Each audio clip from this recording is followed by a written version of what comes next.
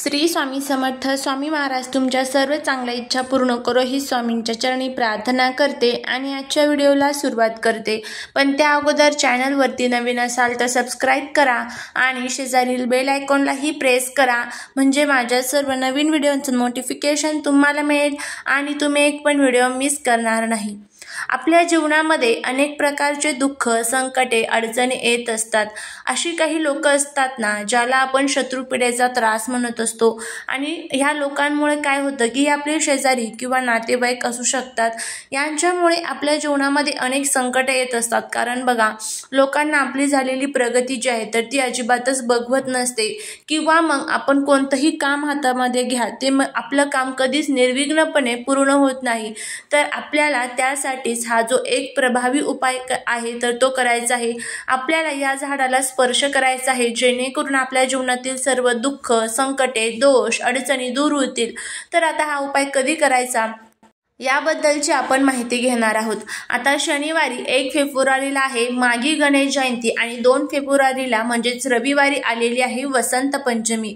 हे जे 2 दिवस आहेत माघ महिन्यातील ते खूप खूप प्रभावी दिवस आहे. या दिवसांमध्ये तुम्हाला जमेल त्या दिवशी तुम्ही हा जो एक उपाय आहे तर तो करायचा आहे. तुम्ही सकाळीच या झाडाला स्पर्श करून यायचा आहे, जेणेकरून शत्रू तुमच्या समोर नाक रगडेल आणि 7 पिढ्यांचं दारिद्र्य आपल्या नष्ट होईल, गरिबी संपून जाईल. असा हा प्रभावी उपाय आपल्याला करायचा आहे. तर आता हा उपाय कशा पद्धतीने करायचा त्याबद्दलची संपूर्ण माहिती या आजच्या व्हिडिओमध्ये आपण घेणार आहोत. त्यामुळे जर तुम्हाला हा व्हिडिओ आवडला तर चॅनलला सबस्क्राईब करून कमेंटमध्ये जय माता लक्ष्मी किंवा ओम गम गणपते नमः लिहायला अजिबात विसरू नका. भगवान गणेशाला आपल्या हिंदू धर्मामध्ये खूप आदरणीय आणि लोकप्रिय स्थान देण्यात आलेलं आहे. भगवान गणेश हे ज्ञान, भाग्य आणि समृद्धीचे स्वामी मानले जातात.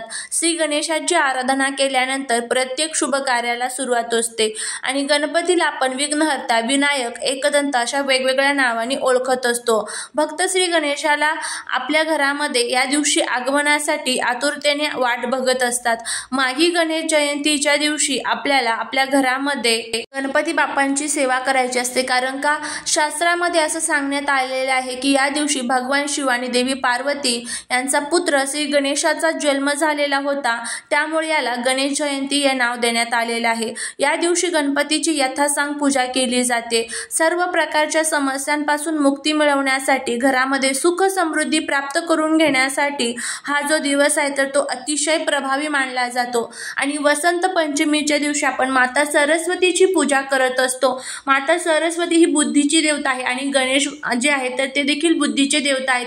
त्यामुळे जर आपल्याकडे बुद्धी असेल तर आपोआपच आपल्याकडे पैसा, सुख, संपत्ती येत असते. त्यामुळे गणेश जयंतीला किंवा वसंत पंचमीला तुम्हाला हा जो एक प्रभावी उपाय आहे तर तो करायचा आहे.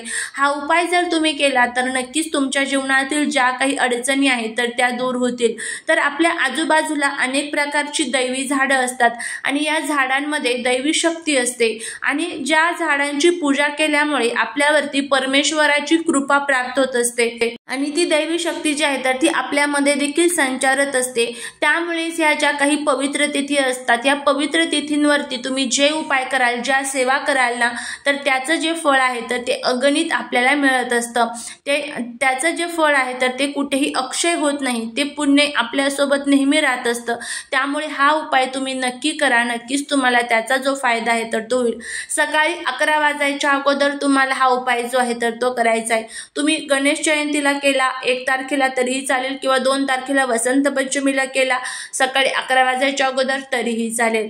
तर आता उपाय कशा पद्धतीने करायचा आहे आणि कशासाठी करायचा आहे बघा. आपल्या घरामध्ये आपल्याला खूप मोठ्या प्रमाणामध्ये संकटे, अडचणी जाणवत असतात. घरामध्ये कोणतंही काम आपण हातामध्ये घेतो ते कधीच निर्विघ्नपणे पूर्ण पडत नाही. घरामध्ये सतत आपल्याला अडचणी जाणवत असतात, सतत घरामध्ये नकारात्मकता जाणवत असते. घरामध्ये आलेला पैसा स्थिर राहत नाही, अखंड राहत नाही, कुठे ना कुठे तो खर्च होऊन जात असतो. घरामध्ये नेहमी भांडण, कटकट, वादविवाद होत असतात. घरामध्ये आपल्याला दारिद्र्य जाणवत असतं. घरामध्ये आपण खूप पैसे कमवतो पण तो पैसा महिना संपेपर्यंत देखील आपल्या हातामध्ये राहत नाही. तर ह्या ज्या काही समस्यांना आपण सामोरे जात आहोत, या समस्या दूर करण्यासाठी आपल्या ज्योतिषशास्त्रामध्ये आणि वास्तुशास्त्रामध्ये जे हे प्रभावी उपाय सांगितले जातात, हे प्रभावी उपाय जर आपण केले तर नक्कीच त्याचे जे फायदे आहेत तर ते आपल्याला होत असतात. तर आता आपल्या आजूबाजूला जी वेगवेगळ्या प्रकारची झाडं असतात त्यामध्ये वेगवेगळ्या प्रकारची देवी देवता जे आहेत तर ते विराजमान असतात. तर आता आपल्याला हा जो उपाय आहे तर तो कुठे करायचा आहे ते आपण बघूया. जर घरामध्ये सुतक पिरियड्स असेल तर तुम्हाला हा उपाय करता येणार नाही. आपल्याला सर्वांनाच बेलाच्या झाडाचं महत्त्व माहीत असेलच. बेलाच्या झाडामध्ये साक्षात माता लक्ष्मी, भगवान विष्णू, शिवशंकर, माता पार्वती आणि भगवान गणेश जे आहेत तर ते साक्षात विराजमान असतात. संध्याकाळच्या वेळेस माता सरस्वती, माता पार्वती आणि माता लक्ष्मी ह्या बेलाच्या झाडाखाली येत असतात आणि तिथे निवास करत असतात. त्यामुळे खूप महत्त्व असणाऱ्या या बेलाच्या झाडाची पूजा आपल्याला गणेश जयंतीच्या दिवशी आणि वसंत पंचमीला करायची आहे. जर आपण या दिवशी बेलाच्या झाडाची पूजा केली तर नक्कीच बघा तुम्ही किती छान याचा अनुभव तुम्हाला येईल. तर तुम्हाला काय करायचं आहे, सर्वात प्रथम तुम्हाला एक तांब्याभर पाणी घ्यायचं आहे. त्यामध्ये तुम्हाला थोडेसे जे तांदूळ असतात तर ते टाकायचे आहे थोडे. त्यानंतर थोडीशी हळद तुम्हाला त्यामध्ये टाकायची आहे. नंतर तुम्हाला एक छान तुपाचा जो दिवा असतो तर तो घ्यायचा आहे आणि एक लाल कलरचा जो कलावा असतो ना तर तो तुम्हाला घ्यायचा आहे. त्यानंतर तुम्हाला बेलाच्या झाडाजवळ जायचं आहे. तुमच्या आजूबाजूला जिथे कुठे बेलाचं झाड असेल, बेलपत्रीचं झाड असेल तिथे गेल्यानंतर सर्वात प्रथम तुम्हाला हे जे पाणी आहे तर ते तिथे अर्पण करायचं आहे.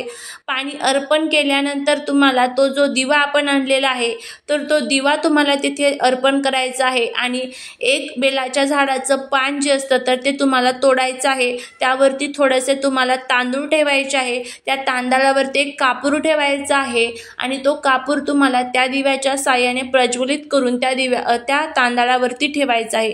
नंतर आपण जो लाल कलरचा कलावा आणलेला आहे ज्याला आपण रक्षासूत्र म्हणत असतो तर ते रक्षासूत्र तुम्हाला घ्यायचं आहे आणि नंतर ते रक्षासूत्र तुम्हाला त्या झाडाला 7 वेळेस प्रदक्षिणा मारत मारत तुम्हाला ते गुंडाळायचं आहे आणि तुम्ही तिथे नमः शिवाय किंवा मग ओम गम गणपते नमः यापैकी कोणत्याही एका मंत्राचा जप करू शकता. अशा पद्धतीने तुम्हाला मंत्राचा जप झाल्यानंतर 7 वेळेस प्रदक्षिणा मारून तुम्हाला तिथे बसायचं आहे आणि तिथे बसून तुम्हाला जे गणपती बाप्पांचं गणेश स्तोत्र आहे तर त्या गणेश स्तोत्रांचं एकदा पठण करायचं आहे आणि एकदा तुम्हाला महालक्ष्मी अष्टकमचं पठण करायचं आहे. या 2 सेवा तुम्हाला तिथे त्या झाडाखाली बसून म्हणायच्या आहेत आणि झाडाला स्पर्श करायचा आहे तुमच्या उजव्या हाताने आणि तुमच्या मनातील जी काही इच्छा असेल ती इच्छा तुम्हाला तिथे व्यक्त करायची आहे. मग ती तुमची कर्जमुक्ती असेल, नोकरी प्राप्ती असेल, धनप्राप्ती असेल किंवा इतर तुमची जी कोणती इच्छा असेल ती इच्छा तुम्हाला तिथे व्यक्त करायची आहे.